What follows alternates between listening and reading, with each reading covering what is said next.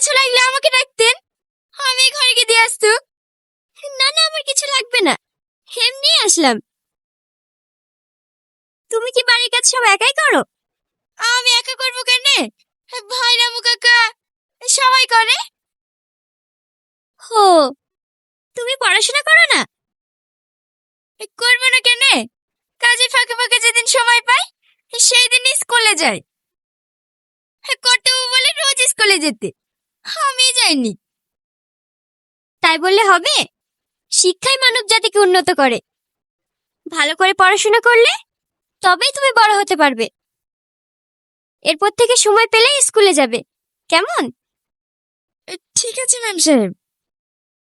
Ma'am সাহেব না, এখন থেকে আমাকে আপা বলে ডাকবে।